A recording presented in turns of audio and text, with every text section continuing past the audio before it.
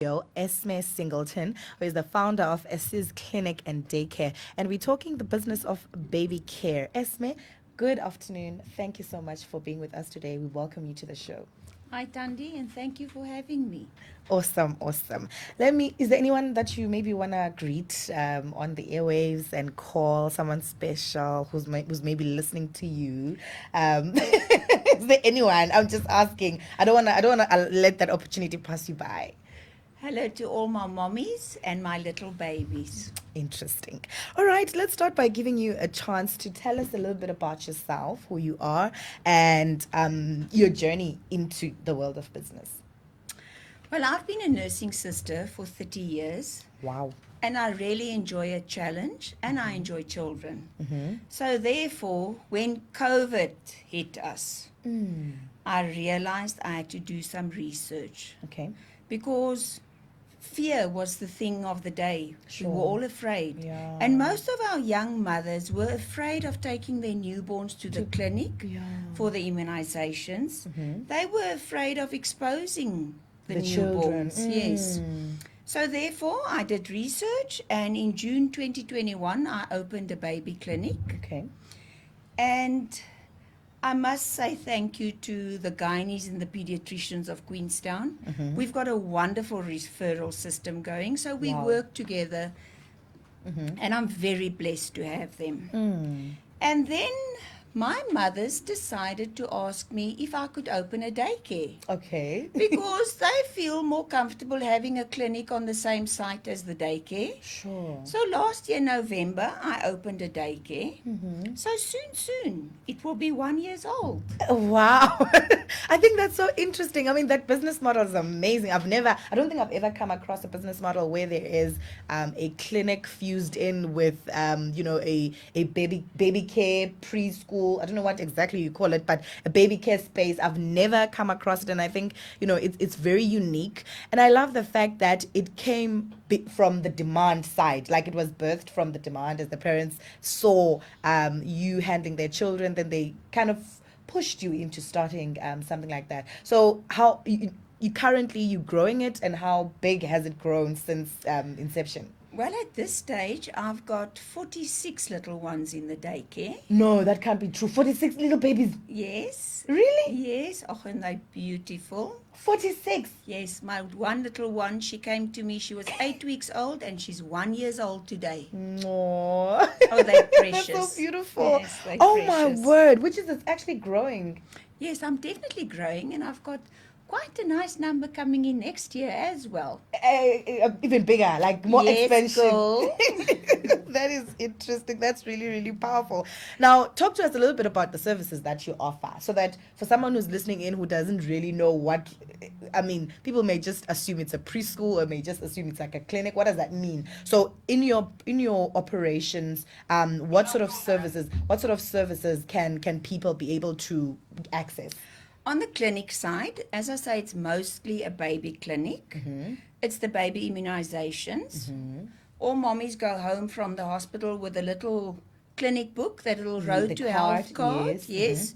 So I supply all the immunizations that is requested by the Department of Health, plus additional ones. And then I do developmental milestone screening. In other words, mommy wants to know, should my baby be sitting now, crawling, walking? So I do the growth. So I do the assessment so that mommy feels comfortable and knows, yes, my baby's on track. Maybe we need more stimulation in a certain area. And then I do growth monitoring. Okay. As you know, some of our little babies, ukiebile kakulu, and others, or is too tiny, and all those things. Yeah. So I'm there to make sure. To help. Yes, and I explain to them how the Road to Health card works, so that if somebody says to you, you've got the right answer. Yes, my child is on the right growth. And there's nothing wrong where I've checked out, I've got a report and stuff like that. And then I do women's health as well. Wow. I give family planning to umami Okay. because she needs to bring the baby to the clinic. She can just as Do well it once. null it and be over and done with it. All right, all right. Yes, and I didn't know. Yes. That's a wonderful model for women, eh?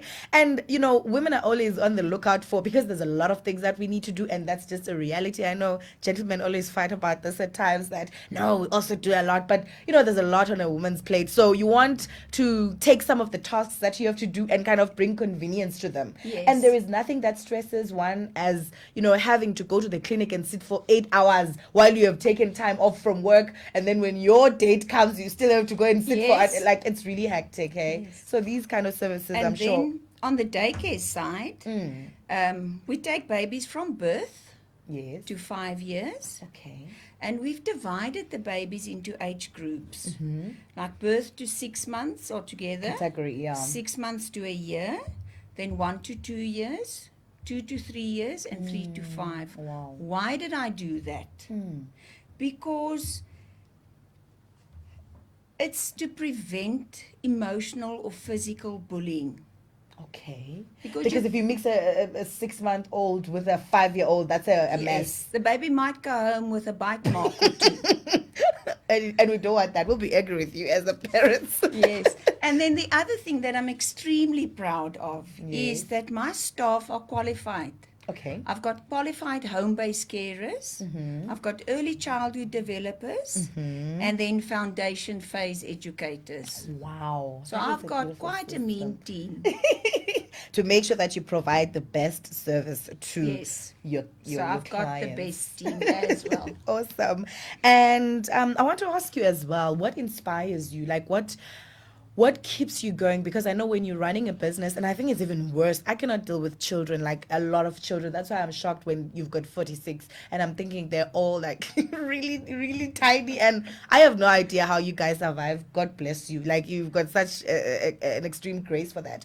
But I'm thinking that if you have to go through that, and obviously it's something that you are passionate about, but there are also some other struggles in business that you might come across. What inspires you to continue to say, okay, even in spite of everything, but I still go one more day? The joy I experience when I walk into a classroom and the little ones come running towards me with open arms and they're shouting, "Mommy, mommy!" They call you mommy? Yes. And then receiving that little hug Wow. and a smile that speaks a million words. That keeps me going. Even if you feel like you don't want to wake up from bed, you Yes. remember those little hugs and smiles. They're and you're like, let me go and get some more. All right. And tell us, how important is it to have a system in place when running a business such as yours? Because I think, some of the reasons that contribute to the business is not being able to stand the test of time, like, and be effective, efficient, and sustainable. It's because there are no systems. So talk to us about that and, how you manage to build those systems into the business. Systems are extremely important. Without systems, you'll not be able to know if you're running at a loss or a profit before it's way too late. And then not only financially, but also putting your clients and your babies and kids at risk if you've got no systems. For instance, on the clinic side, record keeping is extremely important. Sure. If mommy loses the Road to Health card, I've got a backup system. Sure. So that we can You complete track, it. yeah. Yes. Further on, if a child's had an allergic reaction, you need to record it because you want to prevent it from happening again in Sure. future. And of course, I need evidence submitting to the medical aid that I have actually given the immunizations. Sure. And on the daycare side, it's systems are important. Your application form needs to be complete. You need to have the parents' ID numbers. I can't have any person pitching to pick up a baby. We need to prevent abduction of children. And then parents, they love to see, hey, where to can do this, and that. They're happy to see that. Okay. So You need to have systems in place to keep everybody happy and to be safe. Yeah, I think that's very, very important. You know, when you're talking about immunizations, I once inquired from a doctor, a GP that I was seeing, and I asked them why don't they offer, that service in their practice, and why like all doctors don't really have that. And the answer was, I think it's expensive to keep the immunizations because they need to be used within a certain period, something like that. Now I'm thinking in my mind, how do you do it? Or if because you've got a lot of babies and there's a demand, then you can be able to work, and ensure that. Your stock take is important, your batch numbers, your expiry dates, your cold chain management. It's all things that you need to keep in place. Wow. All right, let's now talk about an area that's very sensitive but important, especially for someone who, has gone through the journey of business. The aspect of financial discipline, because sometimes some businesses don't die because they are not sustainable. At times, you've got the systems in place, you've got everything, but your problem is you are eating the money that the business makes. So what do you do to ensure that you discipline yourself, especially because now you're the boss? There's no boss on you that's going to be like telling you what to do. So your word goes. Being the boss, you're the last person that gets paid. Ne? Yes. Interesting fact. You don't drive around in the smartest car because you need to make sure that everything and everyone first. Yes. So your systems is your daily submissions of your claims, your weekly reviews. Has the claim been paid, not paid? What's the reason? You need to contact the parent and inform them. You need to keep stats of things, financial statement checks, staff meetings, because your staff needs to work with you. Sure. All right. And also, I wanted to check on the issue of load shedding. And has it affected your business? Does it affect your business? And have you created like some strategies around dealing with that? Load shedding definitely has an effect. My immunizations, I need to keep cold, the cold chain. Yes. So you can't tell mommy to go and buy the immunization and then first go and do some shopping and eventually pitch. It will be messed up, yeah. Yes, so you can't do that. There's certain procedures I can't do. For instance, cervical smears on the mommies. Okay. I need a light to do that. Admin, staff is limited to the amount of hours that they've got per day to submit claims and invoices. Printing of the activities in the daycare. But load shedding has also taught us a good lesson. We need to plan in advance. Okay.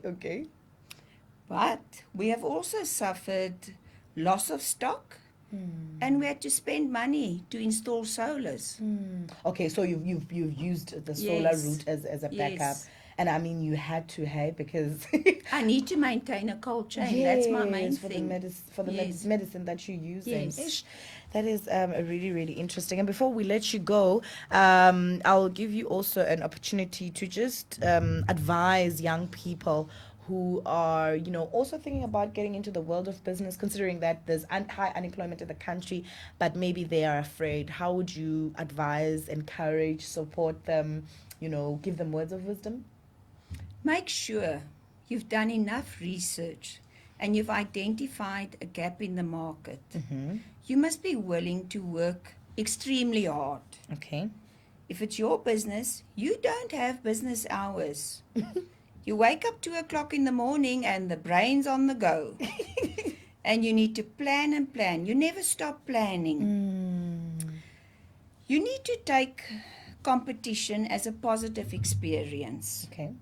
Remember that most of the time you only see a profit after 3 to 5 years. Then you might buy the new car, but not soon. Not soon. You need to be willing to take advice from others, identify your risk factors, have all your necessary policies in place. Do not cut corners on legal matters. Dream big, but be realistic. what can be practically achievable. You need to Most consider- definitely. You need to consider that. Wonderful conversation, Esme. I think if people want to support your business, they didn't know, like, our listeners didn't know maybe that you are around and you have this kind of services that you offer up for people. Where do they find you? How do they contact you? Yeah. Okay, we at 17 Robinson Road, Queenstown. We opposite Ikala College on the premises of the St. Michael Anglican Church. Okay. You'll find us on Facebook. Essy's Nursing Care, Essy's Daycare and Play School. And then our telephone numbers are 072 576 9052 or 072 897 8874. All right. Thank you so much for being with us today. It has been quite an insightful conversation indeed. Thanks, Dundee. All right, Mpulapulu Uganda Community Radio. That was Esme Singleton, founder of Essy's Clinic and Daycare, talking to us about the great and beautiful work that she is doing, that you can be able to also go and explore. And if you've got a little baby between the ages of 0 to 5 that you want to enroll in a daycare, you can be able to make use of their services. Or if you are also looking to take care of the baby in terms of like providing clinic support type of services to your baby, you can find that at Essy's Clinic and Daycare as well. And also she helps the mummies that come along at the same time. Right now, let us get to a song. And when we come back, we're going to be looking at some of the things that she mentioned. Don't go anywhere.